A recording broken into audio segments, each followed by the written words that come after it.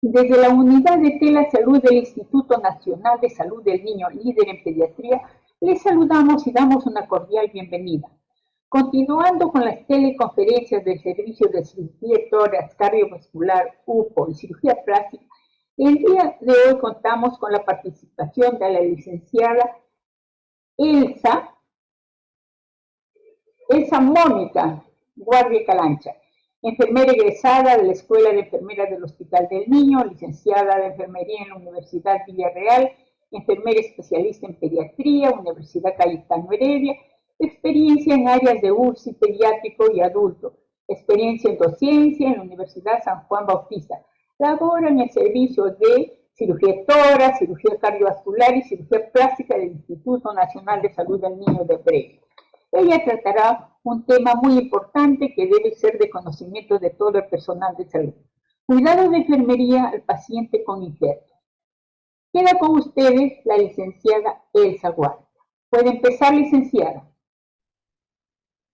Buenas tardes, gracias por la invitación que me permite pues compartir las experiencias que nosotros tenemos en el servicio en la atención de pacientes con injerto, ¿no?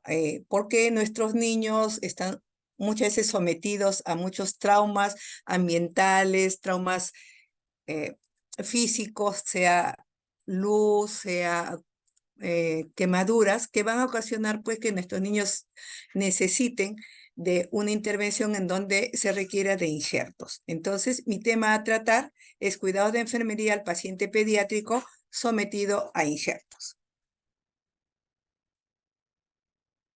Para esto, bueno, voy a dar unas terminologías generales a saber, ¿no? La piel es un órgano, el órgano más grande del cuerpo humano que nos va a proporcionar protección de toda la complejidad sistémica de la vida humana. Quiere decir factores ambientales, traumatismos, radiación, infecciones. Estadísticamente se sabe que el 3.5% de pacientes pediátricos que recurren a la unidad de emergencia vienen expuestos a traumas o accidentes domésticos que son por corriente eléctrica, por quemaduras, por accidentes de tránsito, caídas, fricciones, tracciones, entonces, ¿y qué necesita? Pues los injertos. Entonces, los injertos y los colgajos son realizados dentro del ámbito de la cirugía plástica reparadora, ¿no? En donde se va a ver pues que se realiza la corrección, la reparación, la reposición de todo proceso congénito, adquirido, tumoral o involutivo. Y el objetivo principal pues es recuperar la forma y o función corporal. Por tanto, el injerto de piel es un método quirúrgico más rápido y efectivo, tanto para la reconstrucción de los defectos de la piel, donde enfermería juega un papel importante en la prestación de cuidados hospitalarios en el pre, intra y postoperatorio.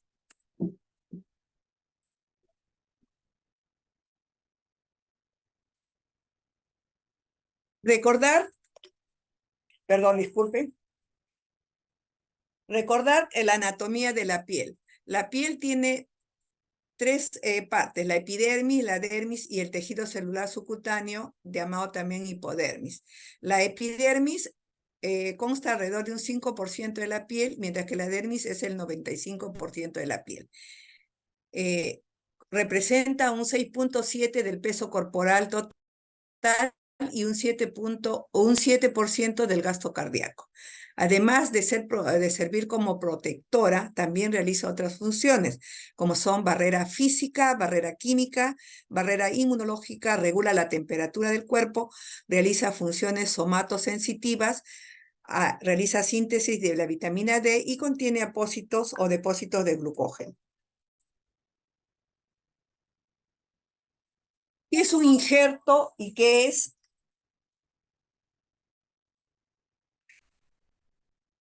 ¿Qué es un injerto y qué es un colgajo?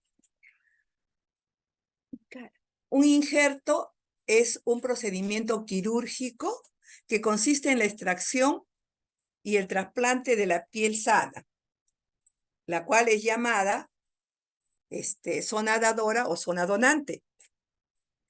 en donde la cual se le va a privar pues completamente de su aporte sanguíneo y va a recibir el aporte sanguíneo de la zona receptora.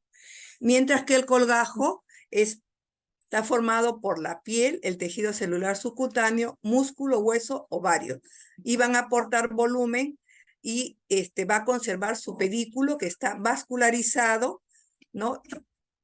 Con vena y arteria y le da la facilidad de cubrir pues una sustancia mayor.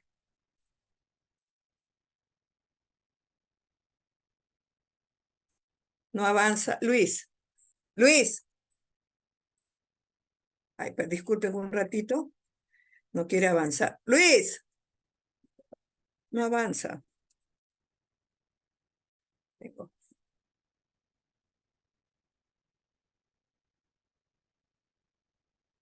Ya. ¿Cuántas clases de injerto hay? Existen muchas clases de injerto. Las más conocidas son según su procedencia, según su composición, según su grosor y según su expansión. Según su procedencia, pueden ser autoinjertos cuando son injertos del mismo individuo. Y su injerto cuando son de personas genéticamente iguales, como son los gemelos, homoinjerto o aloinjerto cuando son de la misma especie, o sea, entre humanos, y heteroinjerto o semi-injerto cuando son injertos de diferentes especies, como es el cerdo y el pescado. Según la composición, los injertos pueden ser cutáneos cuando se toman epidermis y dermis, cuando se toman tejidos de fascia o tejido celular subcutáneo, pueden ser tendinosos, nerviosos, vasculares, óseos y cartilaginosos. Según su grosor, pueden ser total o parcial.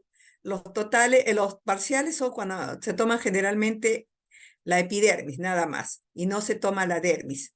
Son de características finas, medianas o gruesos, ¿no? Tienen un amplio rango de aplicación, son muy frágiles, más brillantes, y la pigmentación, textura y profundidad no son semejantes a la zona receptora. Y se caracteriza porque hay ausencia de pelo y la zona dadora puede ser reutilizable. En el caso de los injertos según su grosor de característica total, aquí ya contienen tanto la dermis como la epidermis, ¿no? Y contienen glándulas sudoríparas, sebáceas y los folículos pilosos. Estos injertos generalmente se usan de uso cosmético, ¿no? Preservan la característica de la piel tanto como color, textura y profundidad. Hay contracción del tejido durante la curación, pero es mínima, ¿no? Y se usa generalmente en niños.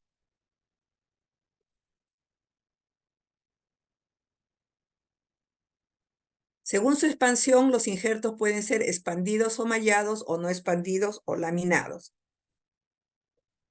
Como vemos, existen diferentes tipos de injertos que pueden ser utilizados y vamos a pasar a lo que es exclusivamente enfermería. ¿Cuál es el objetivo de utilizar estos injertos? Primero, permite reconstruir el defecto de la piel independientemente de la causa que lo ocasionó. Permite cubrir grandes áreas expuestas a infección con gran pérdida de piel y permite un ahorro de tiempo en el proceso de curación y cicatrización. ¿Cuándo no sobrevive o dónde sobrevive un injerto? Puede sobrevivir sobre grasa, sobre fascia, sobre músculo, pericondrio, vainas tendinosas, paratendón, perineuro, hueso esponjoso, meninges y tejido de granulación. Como vemos, la aplicación del injerto es muy amplia. Dentro de lo que nosotros en el servicio vemos más es para el tratamiento de heridas grandes, ¿no? Que tienen gran pérdida de piel y que necesitan injerto de piel, ¿no? En el caso de accidentes, traumatismos, quemaduras, en el caso de pacientes que tienen cicatrices hipertróficas, ¿no? Entonces, en caso de heridas muy profundas o que están infectadas y que necesitan un proceso para que curen y después, viendo el avance, vean si es necesario o no el injerto de piel. También se puede injertar huesos, ¿no? En el caso de las microtias, por ejemplo, se hace una disección de la séptima costilla para injertar esa parte de la costilla hacia la zona que tiene agenesia de pabellón auricular, por ejemplo. En este caso se utiliza tanto injerto costal como injerto de piel. Puede ser injerto o puede ser colgajo. Se puede realizar injerto de cuero cabelludo, que es el más usado. Se puede también usar injerto de nervio facial en el caso de las parálisis faciales. Y otras indicaciones pueden ser en heridas en cara secundarias a traumas o resección de tumores, en zonas de flexión, la cobertura de una zona donante o reemplazo de la mucosa, o también como es usado en el tratamiento de quemaduras. También en áreas cruentas o heridas abiertas con un lecho viable, herida como resultado de una escisión, para el recubrimiento de una herida permanente o temporal, para regular la infección o cubrir un órgano vital. ¿Cuándo no se puede utilizar un injerto de piel? Cuando el lecho no es viable o está infectado, cuando hay una necrosis residual, cuando hay un tejido desecado, cuando hay sangrado persistente o cuando hay hueso cortical sin periósteo. En este caso es una contraindicación absoluta de no usar injertos. Los injertos de piel pasan por varias fases, ¿no? Y esto nos va a permitir ver también la evolución del injerto y en qué fase se quedó si es que no hubo un buen prendimiento. La primera fase es la fase de integración o prendimiento del injerto. Esto se realiza durante las 24 o 48 horas, en donde se llama también fase de adherencia, porque se forma una capa de fibrina entre el injerto y la zona receptora. Y es donde el injerto va a absorber los nutrientes y el oxígeno. En la segunda fase, que es dentro de las 72 horas de haber realizado el injerto, es la fase de inosculación. En esta fase, los capilares de la zona dadora y receptora se van a alinear y va a haber una mejor transferencia de nutrientes y oxígeno. Y en la tercera fase, que es la fase de revascularización, que se realiza de 4 a 7 días de haberse realizado el injerto, ya se produce la anastomosis entre los vasos del injerto y los vasos del lecho receptor. Ya acá hay nuevos vasos que se originan en la zona dadora, que van a invadir el injerto y se van a combinar con los vasos de la zona receptora. También, para que un injerto sobreviva, necesita también de ciertas características. Que haya una buena vascularización en la zona receptora, que haya un íntimo contacto del injerto, ¿no?, con el lecho receptor, que el injerto esté bien inmovilizado, ¿no?, para que no haya una pérdida del injerto y que pues la zona receptora esté libre de infección. Esto va a permitir que el injerto sobreviva y cicatrice. Como vimos dentro de las características de supervivencia del injerto, la fijación del injerto. Acá se puede dar bajo dos formas, la fijación biológica y la fijación por sutura directa. La fijación biológica es lo que vimos en la primera fase, donde se produce la fibrina y entre el lecho, o sea, entre la zona dadora y la zona receptora. Entonces, esta fase se llama la fibrinofijación. Y la fijación por sutura directa es cuando se utiliza hilos de sutura o grapas para fijar e inmovilizar el injerto. Estas suturas o esta fijación puede ser continua o puede ser entrecortada. Es decisión del cirujano decidir qué etapa de fijación usa para el injerto. Ahora, también existen características para que el injerto cicatrice de manera adecuada. Y esto depende de factores propios del paciente y de la piel del paciente, ¿no? Entonces, por ejemplo, la vascularización de la piel trasplantada. Un injerto con buena vascularización tiene mayor probabilidad de sobrevivir y cicatrizar adecuadamente. ¿Por qué? Porque tiene una mayor tasa de anastomosis vascular con el lecho receptor. También depende la cicatrización de la vascularización del lecho o del sitio receptor. ¿Por qué? Porque está rico en tiene un lecho rico vascular y que está libre de infecciones y microorganismos. Y por consiguiente, la cicatrización va a ser un éxito. Del espesor del injerto. Cuanto más fino sea el injerto, mejor será la revascularización. ¿Por qué? Porque tiene menos cantidad de tejido, ¿no?, para nutrir y oxigenar, ¿no? Y existe un menor número de capilares con el lecho receptor. Y de la actividad metabólica. A mayor tamaño o mayor espesor del injerto, va a requerir mayor requerimiento metabólico. Por consiguiente, va a ser menos resistente a la isquemia, ¿no? Entonces hay que considerar esas 4 características para la cicatrización del injerto. ¿Qué riesgos y complicaciones puede traer un injerto? Pueden traer riesgos y complicaciones locales y generales. Dentro de las locales tenemos, en primer término, el sangrado o el hematoma, que es la primera causa de pérdida del injerto. La formación de un seroma, que es la tercera causa de la pérdida del injerto. Un dolor crónico, una infección de piel injertada, que es la segunda causa de pérdida del injerto, y que puede haber rechazo con edema y vasodilatación. Puede haber también dentro de los riesgos una reducción o pérdida o aumento de la sensibilidad cutánea, una mala cicatrización, puede haber una retracción cicatrizal por mala inmovilización, puede haber cambio del color de la piel por exceso de presión del injerto y puede haber trauma del injerto por trauma isquémico de la zona receptora. Y dentro de las complicaciones o riesgos generales ya son propios del paciente. Un paciente con anemia o desnutrición no va a permitir una buena captación de injerto. Enfermedades como del tejido conectivo, como el lupus o la esclerodermia, también pueden originar falla del injerto. O enfermedades como la diabetes, la isquemia crónica, también originan que se pierda un injerto. Entonces, ¿cuál es el objetivo general para la intervención de enfermería en los cuidados del injerto? Que nos va a permitir el conocer todas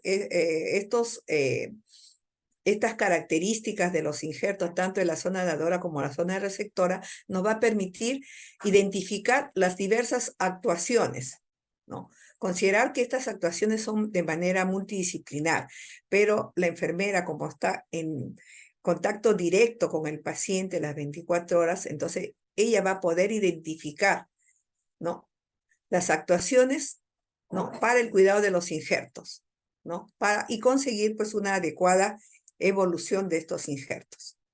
Y como objetivos específicos, nos permite promover conocimientos y formación continua de los cuidados de enfermería en el tratamiento de los injertos. Y nos va a permitir diseñar un plan de cuidados estandarizado en los pacientes con injerto. Para el injerto se consideran 3 etapas: la etapa del preoperatorio, del intraoperatorio y del posoperatorio inmediato, en donde enfermería pues tiene un trabajo directo. Entonces, para el manejo preoperatorio es necesario contar con una buena evaluación médica, ¿no?, con un diagnóstico y un tratamiento que nos va a permitir detectar posibles complicaciones. La información completa y adecuada nos va a permitir descartar riesgos, patologías que puedan pues interferir con la cirugía. Nos va a permitir preparar, ¿no?, al paciente, ¿no?, y personalizar un plan de cuidados, ¿no?, de acuerdo a las características individuales de cada paciente, de acuerdo a las enfermedades que puedan existir con el paciente, como es la anemia, la diabetes, la hipertensión, y suspender algunos medicamentos que puedan afectar la intervención, como en el caso si es que el paciente estuviera utilizando anticoagulantes, que deben ser suspendidos 5 días antes, como en el caso de la aspirina y la warfarina. También es muy importante la actuación del enfermero holístico en este caso, ¿no? ¿Por qué? Porque el paciente y la familia va a estar sometida a un afrontamiento, a una ansiedad, en el cual va a requerir pues un apoyo emocional constante, ¿no? Y la preparación de la zona dadora si es que se necesitara, ¿no?, el rasurado de esta zona. Ya vimos que la historia debe estar completa y es importante el trabajo de la enfermera revisar esta historia antes de que entre el paciente a sala para ver que sus análisis estén actualizados, tenga un riesgo quirúrgico, tenga una evaluación por anestesia y la evaluación por el médico cirujano para permitir que el paciente entre con la debida seguridad. También nos va a permitir valorar la zona dadora y receptora para ver la viabilidad de la piel donante y las características y necesidades que requiera la zona a injertar, ¿no? Considerar que la zona dadora debe ser lo más parecida a la zona receptora, debe estar más cercana, ¿no? Y que pues que nos va a permitir también ver el grosor del injerto, ¿no? Para ver la TI, también para poder ver la textura, el color y el espesor de la zona dadora. También nos va a permitir determinar circunstancias que dificulten la cicatrización y captación del injerto o de la zona receptora en caso esté pues expuesta a infecciones, al acúmulo de líquidos, exceso de traumatismo, etcétera, o enfermedades que pudiera traer el paciente.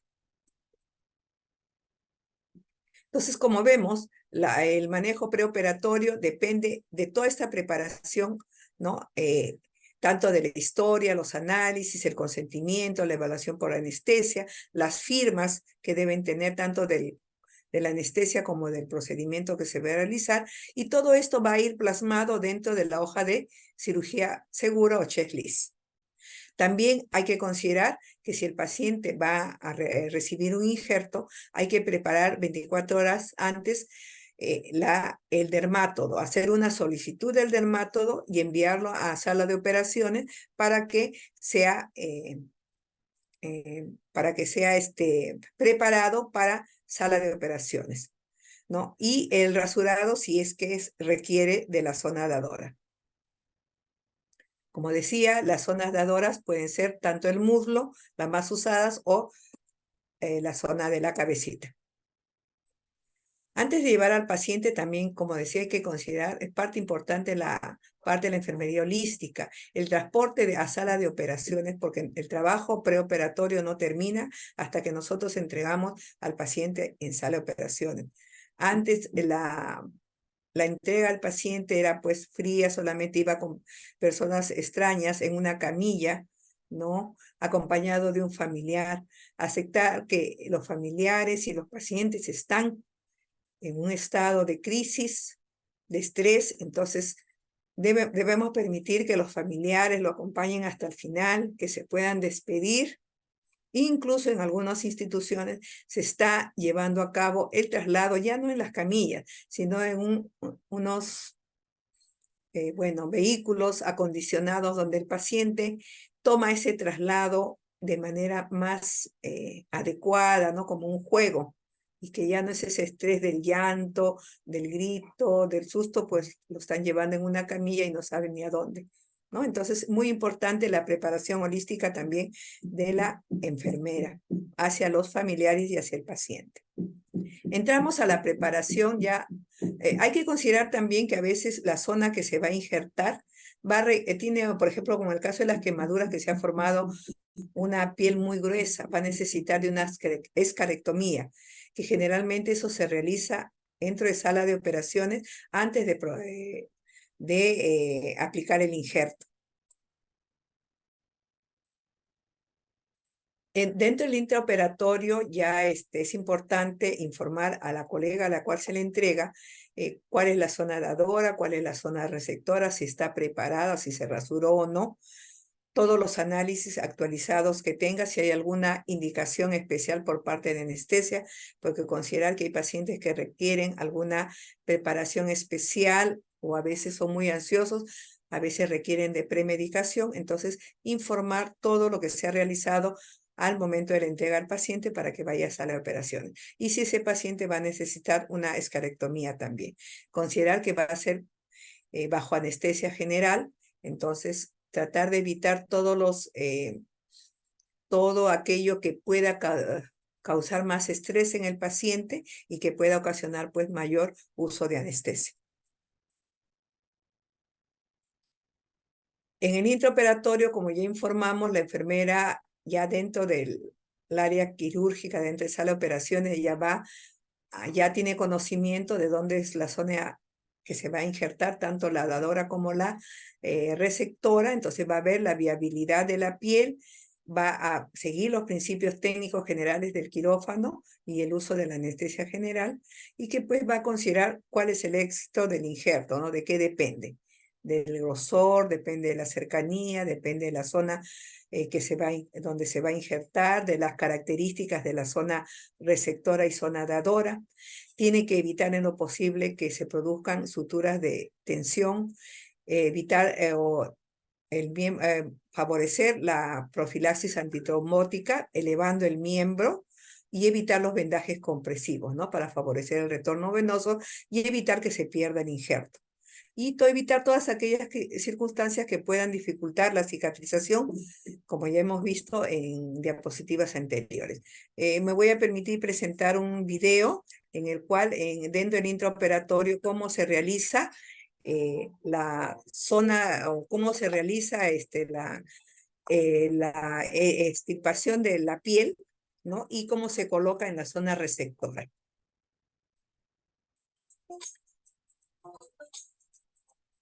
Es un antiinjerto de piel parcial, ¿no? Entonces, esa es la zona receptora,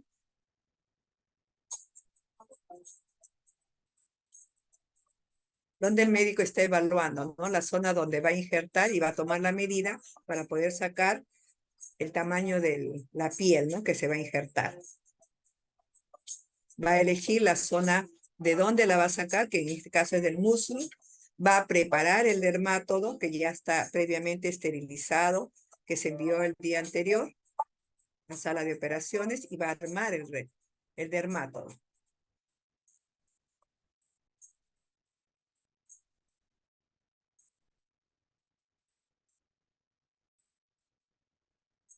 De acuerdo al tamaño del injerto que va a necesitar.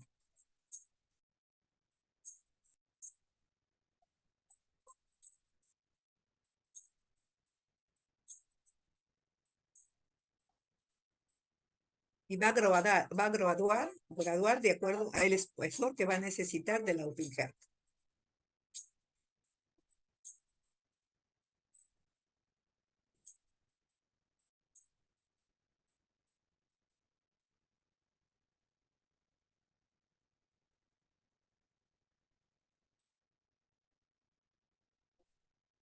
Prueba el funcionamiento para que esté listo para poder retirar la piel de la zona dadora.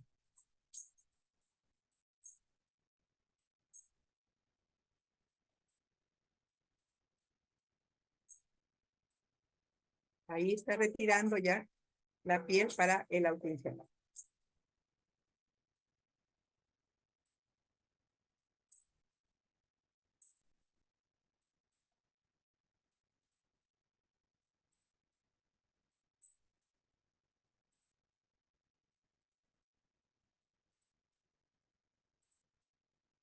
¿Cómo queda la zona dadora? ¿No? Esto nos va a permitir, pues, delimitar qué atención de enfermería vamos a dar en el postoperatorio. Por el tamaño de la zona receptora, entonces necesita dos injertos.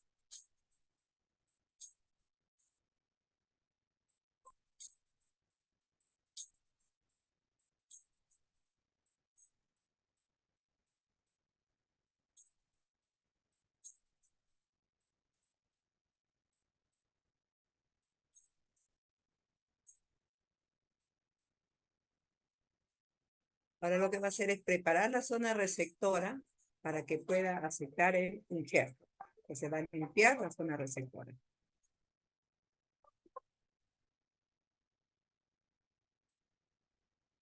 Porque esa zona está seca y necesita, pues, tener una buena vascularización para que acepte el injerto.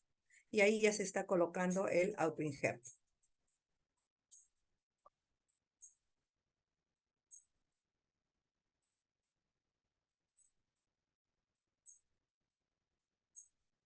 Y en este caso sí, el injerto va a estar fijado porque es amplio. Entonces, para evitar que se mueva el injerto, va a fijarlo.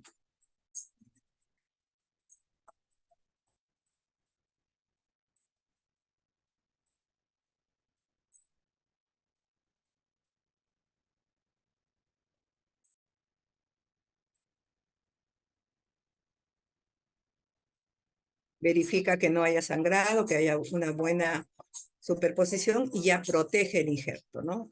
Siempre debe ir con una capa de hielonet para evitar que se pegue a la gasa que se va a poner. La rifocina que se utiliza para evitar la infección y la protección del injerto, ¿no?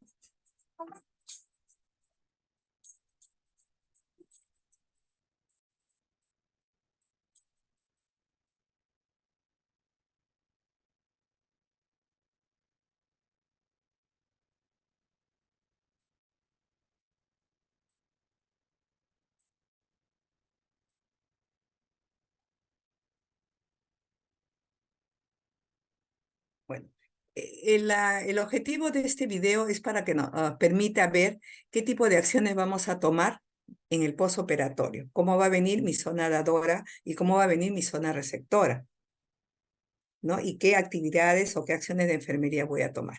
Entonces, la intervención en el postoperatorio también tiene objetivos. Primero, restablecer mi equilibrio fisiológico, el control de funciones vitales, aliviar el dolor, la inflamación y la angustia, el estrés y el miedo con el que va a venir el paciente porque está vendado, tanto la zona dadora como la zona receptora.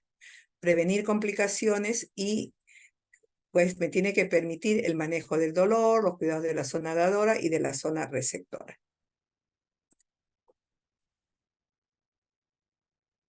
Entonces, nosotros vamos a recibir al paciente o vamos a ir a recoger al paciente de sala de operaciones de quemados. Entonces, lo primero que vamos a valorar en el área de recuperación es primero hacer un checklist mediante la monitorización de cómo está el paciente, valorar la zona receptora y dadora, ¿no? Y verificar las vías que tiene el paciente, el tratamiento, si es dado de alta de anestesio y las indicaciones postoperatorias.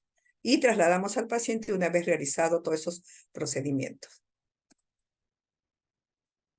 ¿Qué problemas o qué diagnósticos de enfermería tenemos? Primero, que el paciente tiene un riesgo de déficit de volumen de líquidos relacionado con el ayuno preoperatorio. Si bien es cierto, está hidratado, está con una vía periférica, ¿no? De todas maneras, nosotros tenemos que valorar el estado de nutrición, perdón, de hidratación, ¿no?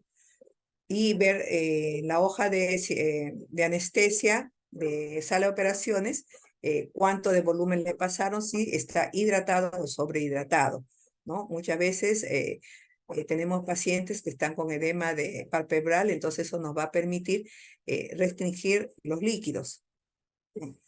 Entonces, importante el control de funciones vitales, el estado de conciencia del paciente, el dolor, si presenta o no dolor, tenemos escalas para medir el dolor, la valoración de la zona dadora y receptora, ver el sangrado, la perfusión y si hay edemas. Y la hidratación, según indicación, entre 2 a 4 horas de iniciar la vía oral, ¿no? Y eso también es de acuerdo a la evolución del paciente. Mi paciente, como segundo diagnóstico, va a venir con alteración de la integridad tisular relacionado con la manipulación quirúrgica de los tejidos y la alteración de la circulación. Entonces, mi objetivo es, mi tratamiento y vigilancia de la piel. Mis actividades, tengo que revisar el estado de la lesión dentro de lo que me permita, porque recordar que vienen vendados, entonces tengo que ver si hay sangrado, tengo que revisar la temperatura y la coloración de la piel de las partes distales, el color, el olor, si hay sensibilidad o no, ¿no? Vigilar si hay signos de infección, hematomas o edemas, ¿no? Y si me permite los grados de cicatrización conforme vayan pasando los días. También una vez que ya, según protocolo de 3 a 5 días, hay que curación, es de acuerdo a protocolo. Para curar también hay que evitar el dolor, hay que humedecer los apósitos para favorecer al despegue y evitar el desprendimiento del injerto, observar si solamente tiene injerto pegado o tiene hilos de sutura, ¿no? Y ver el porcentaje de prendimiento que es del injerto. Esto me va a permitir detectar el pronóstico del injerto, ¿no? De acuerdo al porcentaje, un 90 o un 95%, quiere decir que el pronóstico del injerto es muy bueno porque ha prendido casi en su totalidad. Entonces, determinar una vez que se ha curado también si el injerto está estable o inestable para ver el tiempo de curación, el control de la temperatura de la zona injertada, si está fría, pálida, si hay buena o mala perfusión, ¿no? Si está cianótico, si está amoratado, para ver si hay congestión vascular. Desde un inicio, si hay sangrado, ¿no? Observar las gasas y verificar, ¿no? Si el sangrado incrementa, hay que delimitarlo para ver la cantidad de sangrado y si hay necesario avisar al cirujano. Evitar, en el caso ya las suturas, si es que viene con suturas, se supone que ya desde sala de operaciones las suturas ya están, se han visto si están a tensión o no, y si están a tensión, una vez que se descubran, tratar de retirarlas o si no retirarlos a los 10 días como es protocolo. Ver la inmovilización de los injertos a través de férulas, sobre todo si son en zonas de fricción, para evitar pues la contracción de los injertos. Si al momento de descubrirlo hay hematomas, se debe considerar la posibilidad de evacuarlos, el manejo de infecciones a través de antibióticos o debridando o retirando el tejido necrótico, ¿no? Por parte del médico, y la prevención de cicatrices hipertróficas cuando ya está cicatrizado el injerto, ¿no? A través de vendajes compresivos, presoterapia o la utilización de un gel de silicona para mantener la zona injertada todavía húmeda. Ahora, la intervención o el manejo de enfermería con la zona resectora, ya hemos visto que la zona resectora siempre viene cubierta con gasas, ¿no? Mantener la presión según protocolo, ¿no? Evitar, sí, justo que haya aumento de presión, pero sí facilitar la fijación del injerto. Evitar la fricción, el cizañamiento y la vigilancia de la sensibilidad, pulso periférico de la extremidad afectada, o sea, de la zona dadora. Ver la temperatura, el color y el olor. Eso nos va a permitir determinar si ese injerto está yendo por buen camino. El control de las complicaciones que ya mencioné, enseñar al paciente y familia los métodos para proteger la zona del injerto, ¿no? De las agresiones tanto mecánicas como térmicas. El cuidado de la zona receptora mediante la elevación de la zona y la protección mediante arcos de protección y el registro de todas las complicaciones que podamos detectar. El uso de técnicas de cura húmedas o secas según protocolo, el control de signos de infección y evitar la exposición a temperaturas extremas, traumatismos o luz solar. Los cuidados generales de la zona receptora durante el aseo, evitar mojar la zona receptora, generalmente se dan baños en cama, o si es en miembros superiores, por ejemplo, proteger esa zona para que no se moje, ¿no? Y evitar pues exposición a la temperatura o los rayos solares. De los cuidados de la zona dadora. También hay que evitar complicaciones para fomentar una correcta curación. Como vimos en el video, la zona dadora también viene cubierta y hemos visto que también sangra. Entonces viene cubierta, está dolorosa, ¿no? Entonces hay que favorecer que se revitalice rápidamente, ¿no? Entonces, y evitar que se infecte o produzca enrojecimiento, flebosis y eritema. Entonces, es importante la inspección y valoración diaria del apósito para evitar las complicaciones, mantener libre y sin presión la zona dadora hasta que se revitalice totalmente. El sangrado es normal, pero hay que evitar que esos vendajes se manchen. Si se manchan mucho, hay que reforzarlos hasta el día que deban ser retirados. El olor es consecuencia del mismo sangrado o de la lesión exudativa. Conforme vaya secando, la zona dadora va a producir un prurito, ¿no? Que a veces puede ser excesivo. Entonces hay que informar para que le den algún clorfenamina para evitar este purito, ¿no? Evitar la exposición a la luz y a temperaturas extremas. Antiguamente la zona dadora venía con vendaje y lo primero que hacíamos nosotros era aplicar rifocina, según indicación médica, para evitar la infección y favorecer a que seque más rápidamente. Pero como era una zona cruenta, recién hecha, pues producía un gran ardor y era un gran trauma para los pacientes, ¿no? Entonces, actualmente la zona dadora viene con vendaje, pero ya como hemos visto en el video, se usa la rifocina ahí en sala cuando el paciente está dormido, en el cual pues ya no siente el dolor, el ardor, y se deja secar. Sí hay que protegerlo con arcos o evitar que duerma el paciente sobre esa zona y se deja secar. Entonces, y lo que sí tenemos que hacer es ir cortando esas zonas que se van a levantar, porque como es como una costra, produce dolor, ¿no? Al momento de que el paciente se mueve o roza. Esas son las evoluciones de la zona dadora, ¿no? Así está cuando recién se va secando, aquí ya va quedando algunas partes ya blancas, ¿no? Entonces, y cuando está totalmente seca. Esta es la aplicación del betadine que se utiliza y la protección, ¿no? Con arcos para evitar la presión y favorecer el secado, ¿no? Entonces la gasa betadinada, pues como se dice, va a irse desprendiendo de los bordes conforme se vaya secando, ¿no? Entonces, y se ayuda, una vez que está bien seca, se aplica vaselina líquida para favorecer el despegue y para poder retirar de manera completa y sin mucho trauma para el paciente. Y la zona dadora, pues debe quedar de esta forma, ¿no? Como una estampilla, pero seca y sin ningún tipo de lesión. Como decía, otro de los diagnósticos es la alteración del bienestar relacionado con el dolor secundario a técnica invasiva.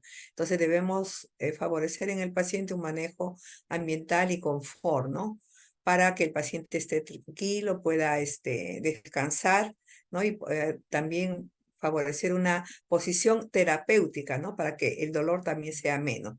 Y el tratamiento, pues, para el dolor, ¿no? Para que el niño pueda descansar y pueda pasar el posoperatorio más tranquilo. La analgesia es según indicación y según características individuales de peso del paciente, ¿no? Y el medicamento indicado, ¿no? Y las medidas farmacológicas que uno debe conservar de acuerdo al medicamento que se utilice.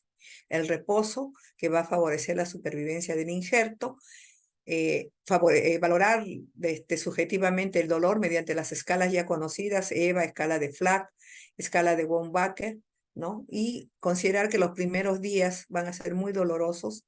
Entonces, el tratamiento para el dolor es importante en esos primeros días, evitar la presión, el cizallamiento o el deslizamiento para evitar la pérdida del injerto.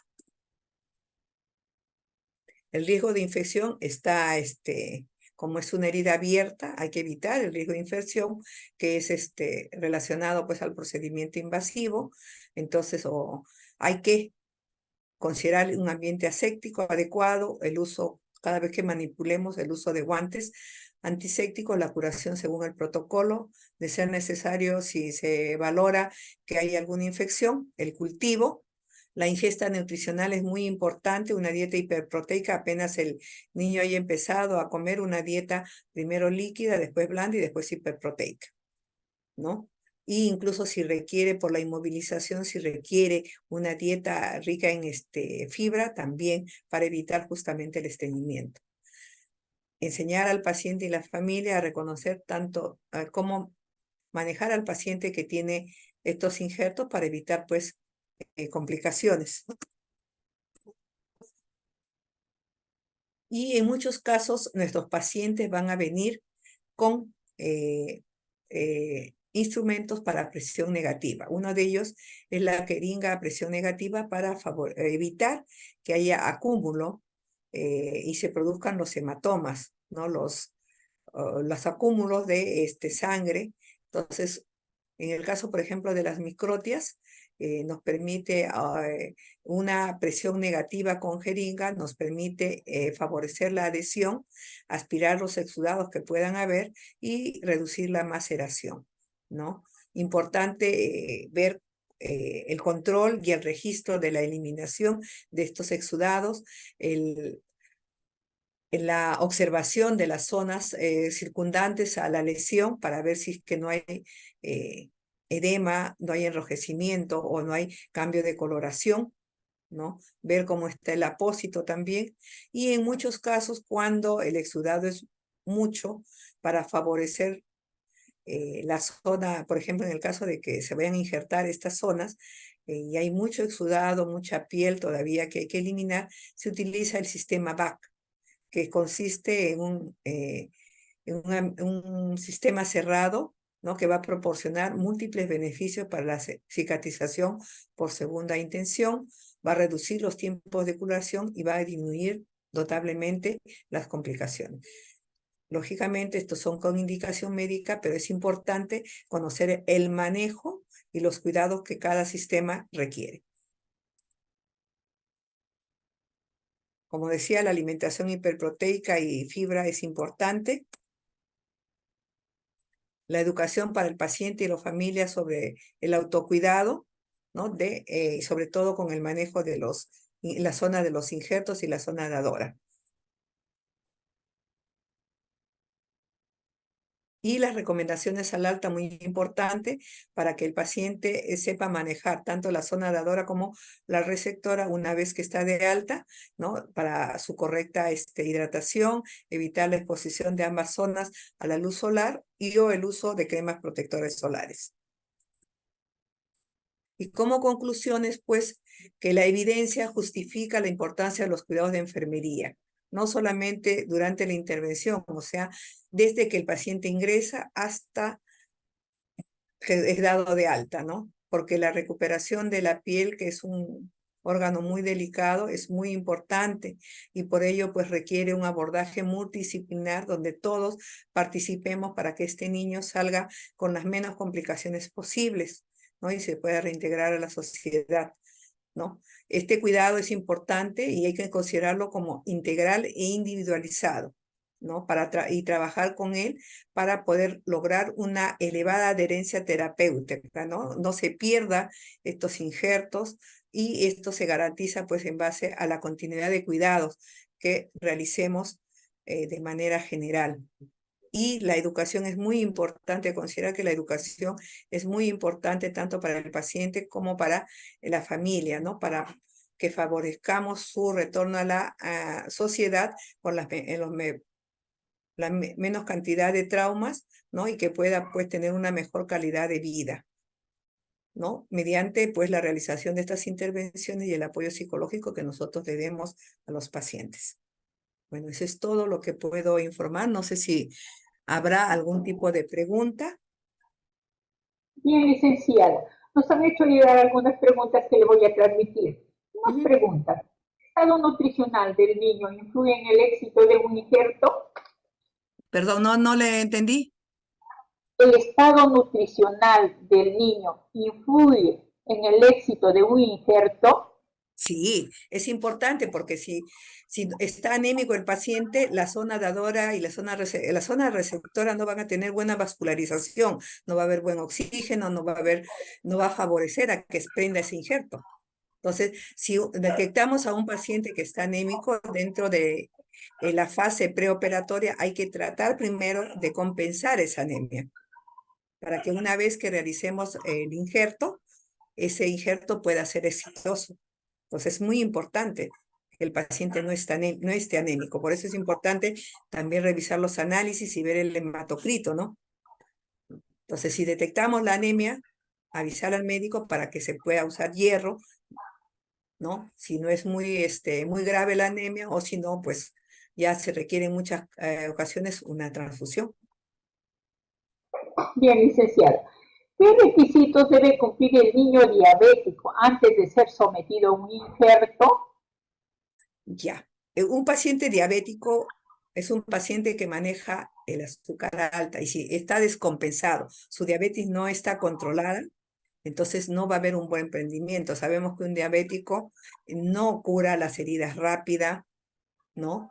Entonces es propenso más a la infección porque su diabetes no está controlada. Entonces es importante que un diabético, si va a ser sometido a un injerto, su diabetes debe ser controlada primero, antes de ser sometido a un injerto. Bien, licenciada. Nos preguntan, ¿la piel injertada cambia de color? ¿Hay alguna medida a tomar para mitigar este cambio? Como les decía, para que se haga un injerto, generalmente se valora que la zona dadora sea la más cercana a la zona receptora. ¿Para qué? Para que tenga un color semejante. Pero en muchos casos, cuando la zona que se va a injertar es muy amplia y se necesita, pues, injertos grandes o depende del grosor también que necesite, si la zona receptora es muy gruesa, necesita, no necesita sino un injerto de piel, sino un colgajo. Entonces, dependiendo de la zona que vaya a ser la zona dadora, por ejemplo, si es de la cabeza y va al muslo, la diferencia va a ser grande, ¿no? Y también incluso ahí hay predisposición a que haya crecimiento de pelo. Entonces, generalmente el cirujano valora de dónde va a sacar el injerto para que haya similitud y haya mejor prendimiento. O sea, no se puede cambiar el color si, por ejemplo, si, o se puede obtener un color, aplicar algún medicamento, algo como para que el color sea el adecuado, ¿no? Porque también el querer, por ejemplo, exponerlo al sol puede dañar ese injerto. Entonces, se busca solamente que haya similitud con la piel que se va a injertar, para que no haya mucha diferencia, porque hay que considerar que hay niños que son adolescentes, por ejemplo, y que tienen muy en cuenta su fase de su imagen corporal, ¿no? Y si se les realiza un injerto, por ejemplo, en la pierna, y ellos utilizan una ropa que se les va a ver y se les va a ver en forma, por ejemplo, ¿qué te digo?, de estampilla, ¿no? Entonces ellos se van a sentir un poco disminuidos. Por eso es que el doctor valora en qué zona, de qué zona va a sacar el injerto de piel. Muchas veces también la zona dadora es de la cabeza porque esa zona, como crece el pelo, no se va a notar. Entonces, por eso se utiliza como zona dadora. Pero como zona receptora, siempre hay que considerar una zona donde sea más semejante, ¿no? Porque no hay otra forma de cómo cambiar el color. Sí cambia si es, por ejemplo, de la misma zona. Si es del muslo, saco un injerto de muslo, va a ser semejante el color de mi injerto. Pero otro tipo de medida no hay. Bien, licenciado. ¿Y cuántos meses se debe esperar antes de la exposición al sol? Con bloqueador, por supuesto. Generalmente al mes ya está, pero para exponerlo al sol no se recomienda no exponerlo directamente, hay que usar protectores solares. Eso al alta se recomienda. O sea, no se puede exponer directamente, siempre hay que exponerlo con un protector solar Bien, para evitar licenciado. cambios, no cambios en la coloración. Muy bien, licenciado. Ya no tenemos más preguntas, es que gracias por la presentación. Nos ha hecho partícipes de sus conocimientos, experiencias, felicitaciones, excelente exposición. ¿Alguna recomendación final a los presentes? Bueno, como siempre, considerar no solamente, yo creo que en todas las patologías, considerar el papel importante que cumple la enfermera, ¿no? Dentro de su accionar. Considerar al paciente como algo holístico, algo individual, considerar no solamente la parte física, sino también la parte emocional al paciente y familia, porque está sometido a mucho estrés, desde su ingreso hasta que sale de alta. Entonces, ganarnos su confianza, un trato amable, un trato con sonrisa, para que el paciente nos pueda ayudar y pueda favorecer a su recuperación. Entonces, y el trabajo en equipo es muy importante, una buena comunicación, el trabajo en equipo coordinado, ¿no? Para que ese paciente pueda ser rehabilitado y pueda ir a su casa con buenas experiencias y no con malos recuerdos. Muy bien, licenciada, gracias nuevamente. Gracias a También ustedes. A usted especialmente. También agradecemos a quienes se conectaron con nosotros y les recordamos que este tema queda colgado en la página web y canal de YouTube de Telesalud del Instituto Nacional de Salud del Niño, donde pueden revisarlo libremente. Muy buenas tardes a todos.